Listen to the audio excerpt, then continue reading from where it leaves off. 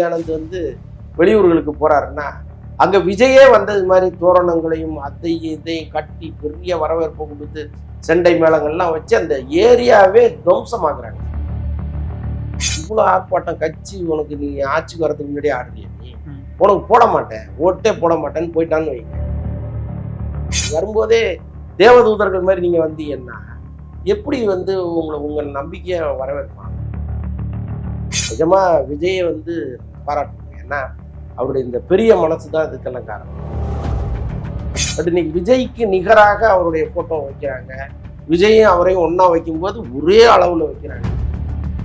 போற போக பார்த்தா புஷி ஆனந்த் கட்சியில விஜய் இருக்காருன்னு சொல்லுவாங்களோ அப்படிங்கிற அளவுக்கு நிலைமை போயிட்டு.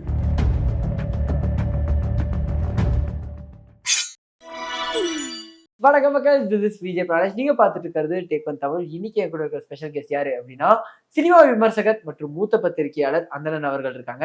அவர்கிட்ட சினிமா சம்பந்தமா நிறைய விஷயங்கள் பேச வேண்டியது இருக்கு. வாங்க பேசலாம். வணக்கம் சார். வணக்கம். இந்தியன் 2 ஒரு கிரேட்டஸ்ட் டவுன்ஃபால், இவ்வளவு பெரிய ஒரு நெகட்டிவ் ரிவ்யூ, இது எப்படி பாக்குறீங்க?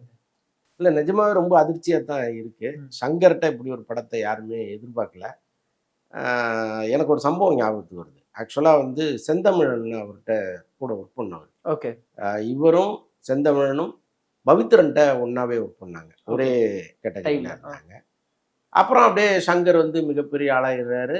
செந்தமிழன் வந்து ஒரு சின்ன சின்ன படங்களா எடுத்துட்டு அப்படியே கொஞ்சம் டவுன்லயே இருக்காரு. திடீர்னு அந்நியன் எடுக்கும்போது சங்கருடைய படகு கார் வந்து அப்படியே நேரா செந்தமிழன் ரூம் தேடி வருது. பார்த்தா வெளியில சங்கர் நிற்கிறாரு. வயா அப்படின்னு 2 பேரும் பல வருஷம் நண்பர்கள்ல பேசுறாங்க. அப்போ இந்த மாதிரி செந்தமிழ் என்னோட இந்த படத்துல வந்து ஒர்க் பண்ணு அப்படின்னு கூப்பிடுறாரு. இவ்வளவு நாள் நீ என்னை கூப்பிடாம இப்போ வந்து கூப்பிட வேண்டிய காரணம் என்ன? அவருக்கு தெரியும், கேட்பாருல்ல. இன்னைக்கு இவ்வளவு பெரிய டைரக்டர் ஆகிட்ட நீ இன்னைக்கு வந்து நீங்க ஏன் கூப்பிடுற அப்படிங்கும்போது அவர் ஒரு காரணம் சொல்றாரு. என்கிட்ட இருக்கிற அசிஸ்டன்ஸ் எல்லாருமே நான் என்ன சொன்னாலும் நல்லா இருக்கு நல்லா இருக்கு நல்லா இருக்குன்னு தான் சொல்றானே தவிர யாருமே வந்து சார் இதுல இந்த குறை இருக்கு இதுல இந்த குறை இருக்கு இது வேண்டாம் சார் இந்த காட்சி நல்லா இல்லை அப்படின்னு யாருமே உண்மையான விமர்சனத்தை வைக்க மாட்டேங்கிறாங்க. அதனால நீ தான் வந்து எனக்கு எதுவா இருந்தாலும் கரெக்டா சொல்லுவேன், அதனால நீ வா அப்படின்னு கூப்பிடுறாரு. அதுக்கப்புறம் இவர் போய் அதுல இணை இயக்குனரா ஒர்க் பண்ணாரு. ஓகே. எதுக்கு சொல்ல வர்றேன் அப்படின்னா இன்னைக்கு அவரோட அப்படி ஒரு கூட்டம் இருக்கு. என்ன சொன்னாலும் அது சரி சார் சூப்பர் சார் ஆகா சார்னு சொல்ற கூட்டம் ஒண்ணு அவரோட இருக்கு. அவங்க முதல்ல அவர்கிட்ட வந்து சார் இந்த காட்சி ரொம்ப அறத பழசா இருக்கு, ரொம்ப கிரிஞ்சா இருக்கு. நீங்க நல்லா கவனிச்சீங்கன்னா தெரியும், ஒரு அப்பண்டிக்ஸ் ஆபரேஷனை வந்து குப்புற போட்டு பண்ணிட்டு இருப்பாங்க டாக்டர். அது ஓரளவுக்கு தெரிஞ்சவங்களுக்கு கூட வார்டு பாய்க்கே தெரியுங்க. நீங்க அங்க வந்து நர்ஸ் இருக்காங்கல்ல, அந்த கத்திரிக்கோல்லாம் எடுத்து கொடுத்துட்டு இருப்பாங்க, அவங்களுக்கே தெரியும் அது எங்க ஆபரேஷன் பண்ணணுங்கிறது. அப்போ அவர் ஒரு எம்எஸ்ஸா அவருக்கு எதுவுமே தெரியாதான். என்ன ஒரு பேசிக் நீங்க என்னதான் நாட்டுல வந்து மருத்துவர்கள் அலட்சியமா இருக்காங்க, கத்திரிக்கோளை வயிற்றுல வச்செல்லாம் தச்சிடுறாங்க, அதெல்லாம் நம்ம தொடர்ந்து செய்திகள்ல பாக்குறோம். ஆனாலும் இந்த ஆபரேஷன் முதுகுல இருக்குன்னு ஒருத்தன் செய்வானா? என்னதான் சினிமா வந்து எக்ஸாகரேஷனா இருந்தா கூட அதுக்குன்னு ஒரு அளவு இருக்குல்ல. நாம வந்து அந்த முதல்ல அதை நம்பணும், அப்புறம் தான் அவர் சொல்றது உண்மைங்கிற இடத்துக்கு நம்ம வர முடியும். ஸோ அங்கேயே வந்து ரொம்ப மொக்கப்படாதீங்கிற மாதிரி இருக்குல்ல. ஸோ இந்த மாதிரி வந்து காட்சிகள்ல ஒரு புதுமை இல்லாம போனது ஒண்ணு. இன்னொன்னு வந்து எல்லாமே லெங்க்தான காட்சிகள், ரொம்ப ஷார்ட்டா இருந்ததுன்னா தான் நல்லா இருக்கும். வளன்னு ஒரு சீன் இருந்ததுன்னு வைங்களேன், இது எப்போ முடிப்பீங்கிற ஒரு உணர்வு ஆட்டோமேட்டிக்கா நிறையா ஒரு மனசோர்வு வந்து. ஸோ இதெல்லாம் சேர்ந்துதான் இந்த படத்தை காலி பண்ணிடுச்சு. பட் என்ன இருந்தாலும் இதை வந்து ஒரு 1/2 மணி நேரம் 3/4 மணி நேரம் தூக்குனாங்கன்னா ஒரு கிறிஸ்பான படமா வந்துருங்கிறது என்னுடைய நம்பிக்கையா இருந்துச்சு. படத்துல வந்து ஒர்க் பண்ணவர் ஸ்ரீகர் பிரசாத் மிகப்பெரிய தேசிய விருதுகள்லாம் வாங்கினவர். ஆனா எந்த அளவுக்கு இவங்க இன்ஃப்ளூயன்ஸ் பண்றாங்க பாருங்க. எப்பவுமே இப்போ எடிட்டர் ஆண்டனி எல்லாம் ஏன் வந்து இவ்வளவு பெரிய பேர் இருக்கு அப்படின்னா, படத்தை கொடுத்துட்டு நீங்க போயிருங்க சார்ன்னு வரேன். நீங்க பக்கத்துல வந்து உட்காந்துட்டு என்ன இதுன்னு இருக்கு அதை வயின்லாம் சொல்லாதீங்க, நான் ஒண்ணு நறுக்கி தரேன், ஒரு படமா தரேன், உங்களுக்கு பிடிக்கலன்னா நீங்க சொல்லுங்க, வேற ஏதாவது நம்ம சேர்க்கணும்னா நீங்க சொல்லுங்க, அது வரைக்கும் என்கிட்ட வராதிங்க பாரு. அதனாலதான் அவரை நீண்ட காலமா வந்து டாப்லயே இருந்தார் அவர். அப்ப நீங்க என்ன பண்ணணும், இவ்வளவு பெரிய எடிட்டரு சங்கர் சார் நீங்க போங்க நான் பார்த்து உங்களுக்கு தர்றேன்னு சொல்லிட்டு நீங்க 2.5 மணி நேரம் தான் ஒரு படம், நீங்க எவ்வளவு பெரிய படமா இருந்தாலும் 3 மணி நேரம் படம்னா ஆட்டோமேட்டிக்கா கொட்டாவி வராது யாரா இருந்தாலும். ஸோ அந்த பேசிக் எல்லாம் இவங்களுக்கு தெரியாம போனது ஒரு மிகப்பெரிய கஷ்டம். Okay sir. ஆனா இந்த படம் வந்து ரொம்ப நாள் வந்து கிடப்புல இருந்து ஷெல்ஃப் ஆயிருச்சு, படம் ரிலீஸே ஆகாதுங்கிறது சடனா ஒரு சூடு பிடிச்சுதான் வெளியே வந்தது. இதற்கான காரணம் என்ன சார்? இதுவே மெயின் காரணமா இருக்குமா இந்த படத்தோட இந்த ஒரு நிலைமைக்கு?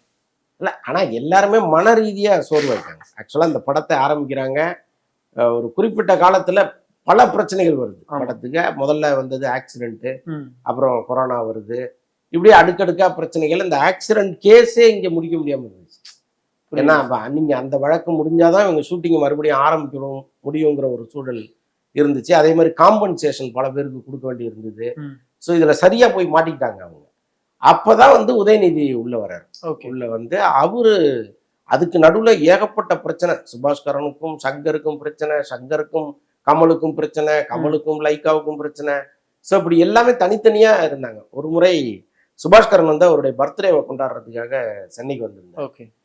அப்போ வந்து அவர் என்ன பண்றாரு, இந்த பர்த்டேவை ஒரு சாக்கா வச்சு சங்கரையும் கமலையும் அங்கே வர வச்சு 2 பேரையும் பேச்ச பண்ணி விட்டுடலாம், இந்த படத்தை ஸ்டார்ட் பண்ணிடலான்னு வர சொல்றாரு. பார்த்தா சங்கர் கமல் வந்துட்டாரு, சங்கர் வரல. இந்த பர்த்டேவே அவர் வந்து புறக்கணிச்சிட்டாரு. ஸோ அதுக்கப்புறம் இவங்களை எப்படி சேர்த்து உட்கார வச்சு பேசி சரி பண்றதுங்கிறது மாதிரி ஒரு குழப்பம் ஒன்று நீடிக்கும் போது தான் உதயநிதி உள்ள வர்றாரு. உதயநிதி வந்தோடனே ஆட்டோமேட்டிக்கா எல்லாருமே வந்துட்டாங்க. உதயநிதி சங்கர்கிட்ட பேசுறாரு, கமல்கிட்ட பேசுறாரு, சுபாஷ்கரன்கிட்ட பேசுறாரு. அப்புறம் எல்லாரையும் ஒரு டேபிள்ல உட்கார வச்சு என்ன ஏதுன்னு அதில் இருக்கிற பிரச்சனை எல்லாம் கிளியர் பண்ணி, சம்பள பிரச்சனை இருந்துச்சு, பட்ஜெட் பிரச்சனை இருந்துச்சு. ஏன்னா சங்கர் சொன்ன பட்ஜெட்டை பல மடங்கு குறைச்சிட்டாங்க. இந்த ஆக்சிடென்ட்டுக்கு பிறகு பல மடங்கு குறைச்சிட்டாங்க. ஸோ அதெல்லாம் வந்து அதுக்கப்புறம் சரி பண்ணி அதுக்கப்புறம் அவர் தான் மூவ் பண்ணார் அந்த படத்தை.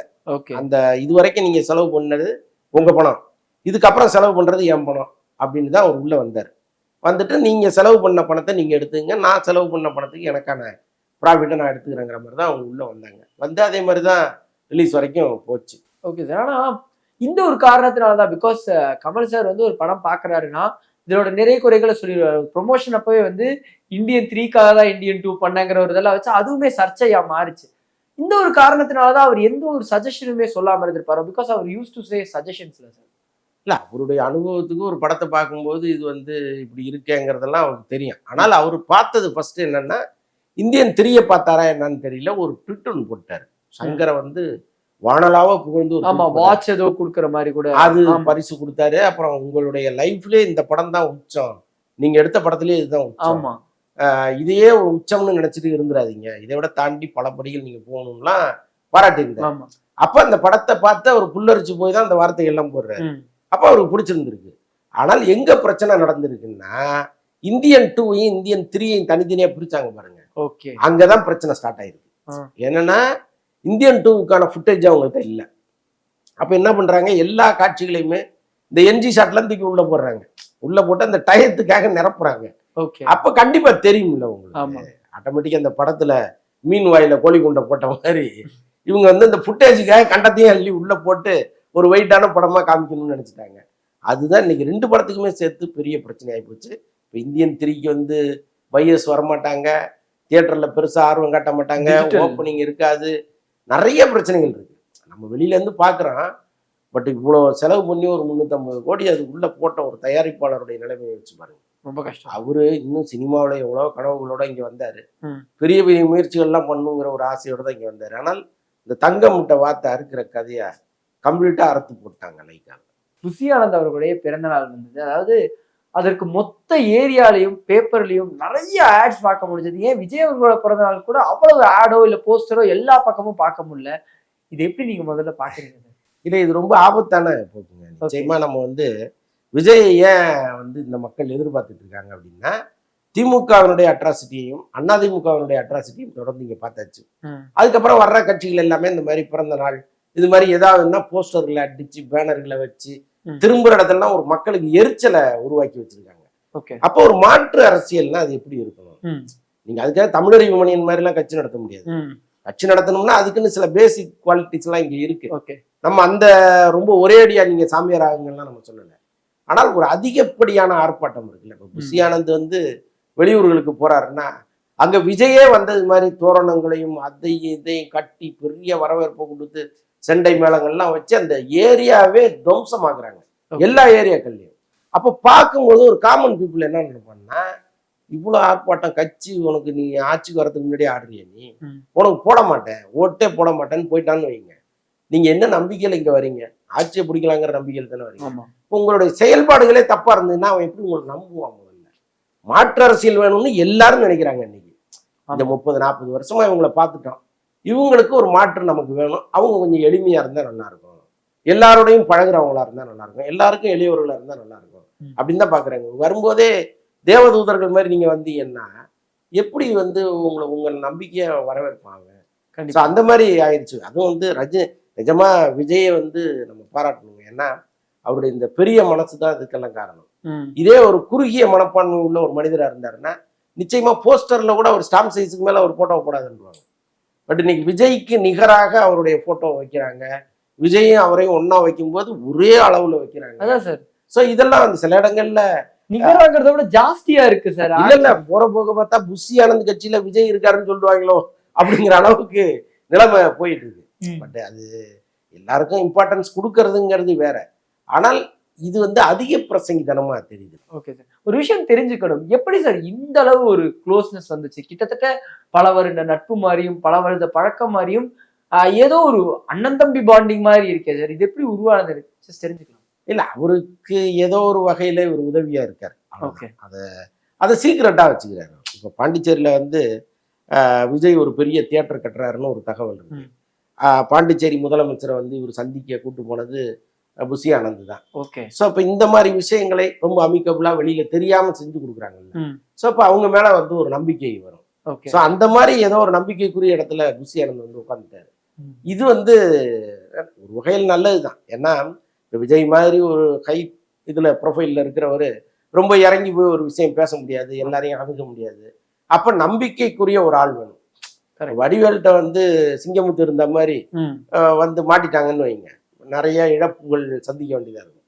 பட் இவர் வந்து ரொம்ப நேர்மையா அவரை வந்து அணுகிறாரு. அவருக்கு ரொம்ப நேர்மையா நடந்துக்கிறாரு. ஸோ அதெல்லாம் ஒரு காரணமா இருக்கு. Okay sir. ஆல்ரெடி ஒரு கொஞ்சம் மாதங்களுக்கு முன்னாடி வந்து பாத்தீங்கன்னா இவர் தொண்டர்களை வந்து அடிக்கிற மாதிரியான வீடியோ வந்து, தொண்டர்களை துரத்துற மாதிரியான வீடியோ வந்து, அதுக்கே பல விமர்சனங்களும் கிளம்பிச்சு. இப்பயும் இதுக்கு விமர்சனம் கிளம்புது. இது எப்படி பாக்குறீங்க? தொடர்ந்து இந்த மாதிரி விமர்சனம் அவர் மேல வைக்கப்பட்டுட்டே இருக்கு. இது நல்லதா? இல்ல, அது தவிர்க்க முடியாது. நீங்க எல்லாருக்கும் பிடிச்ச மாதிரி எல்லாரும் இருந்துட முடியாது. நீங்க யாரோ ஒருத்தருக்கு வில்லனா இருந்துதான் ஆகணும். இன்னொன்னு, இப்ப நீங்க அங்க வந்து ஒரு கட்டையை எடுத்துட்டு நீங்க அவங்கள விரட்டலன்னா மேல வந்து கிள்ளி விடுவான் விஜய். கொஞ்சோண்டு சதையை எடுத்துட்டு வீட்டுக்கு போயிடுவான். அது நல்லா இருக்கு சார், ஒரு 10 நாள் ஃப்ரேம் போட்டு வச்சுக்கிறேன்னு எடுத்துட்டு போயிடுவான். ஆமாமா, நீங்க அப்போ நீங்க அவனை எப்படி ஹேண்டில் பண்ணணுமோ அப்படிதான் ஹேண்டில் பண்ண முடியும். ஸோ அந்த வகையில வந்து அதை நம்ம குறைய சொல்ல முடியாது அவர். ஆனால் இந்த மாதிரி சந்தனம் ரொம்ப இருக்குன்னு கண்ட இடத்துலயும் பூசிக்கிட்ட கதையா நீங்க உங்களுக்கான இம்பார்ட்டன்ஸ் இருக்கணும் கட்சியில. அதை இப்படி பளிச்சுன்னு மூஞ்சில் அடிச்ச மாதிரி தெரிவிக்கணுங்கிற அவசியம் இல்லை. அடுத்த தலைவருங்கிற மாதிரியான போட்டு வந்துடுது சார். அதான் எனக்கு கேட்கணும்னு தோணுச்சு. Okay sir. அந்த ராயன் படத்துடைய ட்ரெய்லர், அந்த ட்ரெய்லர் வந்ததுக்கு அப்புறமா எனக்கு தெரிஞ்சு தனுஷ் அவங்களோட படங்கள் ரீசெண்ட் டைம்ஸ்லயே வந்து பெருசா ப்ரொமோஷனோடய அந்த பேங்கரா ரிலீஸ் ஆகும். அந்த ட்ரெய்லர் வரும்போது ஒரு எதிர்பார்ப்பை கிரியேட் பண்ணுது. ராயன் ட்ரெய்லர் உங்களுக்கு எந்த மாதிரி ஒரு எதிர்பார்ப்பை கிரியேட் பண்ணுது? ட்ரெய்லருக்கு முன்னாடி வரைக்கும் ராயன் மீது பெருசா யாருக்குமே அதை பத்தி யாருமே பேசலன்னே பேசுவேன். இன்னொன்னு ஆடியோ லான்ச் நடந்தது, அதை பத்தி கூட யாரும் பெருசா பேசல. அதுக்கப்புறம் தனுஷ் அது பேசினாரா இது பேசினாரா, அவர் ஏதோ கான்ட்ரவர்சியா 2-3 வார்த்தைகளை விட்டார். ஸோ அது வந்து ராயன் ராயன் ராயன்னு கொஞ்சம் வெளியில கொண்டு போச்சு. இல்லைன்னா அவர் அதையும் பேசாம ரொம்ப சாப்பிட்டா ஏதாவது ஒண்ணு பேசிட்டு போயிருந்தா டோட்டலா ஒண்ணுமே தெரியாம போயிருக்கும். பட் அப்படிதான் ராயனுடைய நிலைமை இருந்துச்சு. அது காரணம் என்னன்னா, பொத்தி பொத்தி அந்த படத்தை எடுத்தாங்க. ஒரு விஷயம் கூட வெளியில போயிடக்கூடாது அப்படின்ட்டு ஒரே இடத்துல, இப்போ அந்த ஈசிஆர்ல ஆதித்யாராம் ஸ்டுடியோல தான் மொத்த செட்டையும் போட்டு அவங்க எடுத்தது. வெளியில எதுக்குமே போகல அவங்க. அவுட்டோர் ஷூட்டிங் எங்கேயுமே போகல, மொத்தமே அங்கேயே முடிச்சிட்டாங்க. ஸோ அப்படி இருக்கும்போது என்ன நடந்ததுங்கிறது கூட வெளியில செய்தியா வரல. ஸோ அது ஒரு பெரிய மைனஸ் தான். ஒரு படம் நடந்துட்டு இருக்கும் போதே அதை பற்றிய தகவல்கள் வெளியில போயிட்டே இருக்கணும், இப்படியான்ட்டு. அப்பதான் மக்களுக்கு ஒரு எதிர்பார்ப்பு ஒன்று வரும். பட் நல்ல வேலையாக இந்த ட்ரெய்லர் ரொம்ப நல்லா வந்துச்சு. அதனால ராயன் ராயன் ராயன் எல்லாரும் பேச ஆரம்பிச்சிட்டாங்க. ஓகே, இந்த ட்ரெய்லர் உங்களுக்கு எந்த மாதிரி இம்பாக்ட் கிரியேட் பண்ணி? எனக்கு நிஜமாவே அதை பார்க்கும்போது ரொம்ப ஒரு விறுவிறுப்பான, இன்னைக்கு இருக்கிற பசங்களுக்கு பிடிச்ச மாதிரி ஒரு ஆக்ஷன் பேஸ்ட்ல இருந்துச்சு. இன்னொன்னு, படத்தை பற்றிய தகவல்கள் நடுவில் சொல்லும் பொழுது கூட அது வெற்றிமாறன் மாதிரி அந்த படத்தை எடுத்துருக்காங்க. செல்வராகவன் அவரோட, ஆமா, இன்னொரு வெற்றிமாறன் எல்லாம் அவர் தனுஷ் சொல்லுவாங்கங்கிற அளவுக்கெல்லாம் சொன்னாங்க. அந்த ட்ரெய்லர் வந்து அதை கொஞ்சம் பரவாயில்லையே, அதுக்கான வாய்ப்பெல்லாம் இருக்கும் போல இருக்கேங்கிற மாதிரி இருந்துச்சு. Okay sir. அண்ட் இது வந்து சோசியல் மீடியாவில் நிறைய கம்பேரிசன் வந்தது. தனுஷ் அவர்களோட படங்களோட ட்ரெய்லர் பார்த்தோடனே தயவு செஞ்சு அவசரப்படாதீங்க அப்படின்னு சொல்லிட்டு ஜெகமே தந்திரம் படம், கேப்டன் மில்லரோட ட்ரெய்லர்லாம் போட்டு இது பண்ணியிருந்தாங்க. அந்த ட்ரெய்லர் கட்டுங்கிறது ரொம்ப முக்கியமானதா இருக்குல்ல. இந்த ஒரு இதோட அதை பாணியில சேர்த்திருக்காங்க. இது எப்படி சார் பாக்குறீங்க? உண்மைதான். இப்ப சமீபத்துல இந்த ஸ்டாரை கூட விட்டீங்களா நீங்க? Okay. ஸ்டாரும் ட்ரெய்லர் அப்படித்தானே இருந்துச்சு. ம். படமா பார்க்கும்போது அது வந்து என்னடா இப்படி பண்ணிட்டாங்களே இருந்துச்சு. ஸோ அதனால ட்ரெய்லர் வந்து எப்பவுமே ஒரு ஆர்வத்தை கிரியேட் பண்ணுவதற்காக உருவாக்கப்படுறது தான். ம். பட் அது அந்த இம்பாக்ட் படத்துல இருந்துன்னு வைங்க, சில்வர் ஜூப்ளி படமா மாறிடும். பட் இந்த படத்தை பொறுத்த அளவுக்கு ரொம்ப பெரிய எதிர்பார்ப்பு இருக்கு. என்ன பண்றாங்கன்னு பார்ப்போம். பாப்போம் சார். And S J. சூர்யா அவர்கள் இந்த ட்ரெய்லர்ல பார்க்கும்போது எனக்கு தெரிஞ்சு தனுஷ் அவர்களோட கேரக்டர் ரொம்ப யூனிக்கா இருந்தது. அதிகமா பேசாத கொஞ்சம் அந்த பாஷா படத்துல வர மாணிக்கம் மாதிரியே டிசைன் பண்ணியிருந்தாங்க. இந்த சைடு எஸ்.ஜே. சூர்யா அவர் வந்து எப்பவுமே ஒரு ஹை டோன்ல பெர்ஃபார்ம் பண்ணுவாரு. இதுல ரொம்ப சட்டிலா தெரியுறாரு. என்ன சார் மாற்றங்கள் நிறைய நடந்திருக்கு? இல்ல பர்பஸாவே அதை பண்ணியிருக்காங்க. ஓகே. இல்ல எஸ்ஜே சூர்யானாலே இப்படிதான் இருப்பாரு அப்படின்னு வெளியில நம்ம பார்த்துட்டு இருக்கோம். ஸோ அது மாதிரி வேண்டாம், ஷட்டிலா பேசி ஒன்று பண்ணலாம் அப்படின்னு தான் பண்ணியிருக்காங்க. Okay sir. And A R Rahman அவர்களோட ஒர்க் வந்து தனியா இந்த ட்ரெய்லர்லயா இருக்கட்டும், இல்ல வந்து அந்த பாடல்லையா இருக்கட்டும், நிறைய எஃபர்ட் தெரியுது. ரீசெண்ட் டைம்ஸ்ல ஏஆர் ரஹ்மான் அவர்களோட வந்ததுலயே இது ரொம்ப பெஸ்டா இருந்தது. ஹீஸ் இன் காம்படிஷன்ங்கிறத காட்டுறாரு சார். இல்ல அவர் காம்படிஷன்ங்கிறத தாண்டி வெளியில வர்ற விமர்சனங்கள் வந்து அவர் நிச்சயமா காயப்படுத்திருக்கு. ஓகே. ஏன்னா ரஹ்மான் அவ்வளவுதான் முடிஞ்சு போச்சு அப்படிங்கிற அளவுக்கு பலரும் பேச ஆரம்பிச்சிட்டாங்க. இப்போ ரீசெண்டா வந்த படங்கள் அதுக்கு ஒரு காரணமா அமைஞ்சு போச்சு. அப்போ அவர் என்ன பண்றாரு, இல்ல இல்ல இந்த படத்தை நம்ம விடக்கூடாது அப்படின்னு இறங்குறாரு. இந்த படத்தை அவர் பார்த்துட்டு சொன்ன விஷயமே என்னன்னா, நான் ஒரே நேரத்துல அப்படியே அட்டஸ்டச்சா உட்காந்து முடிச்சு கொடுத்துட்றாரு ரெக்கார்டிங்க.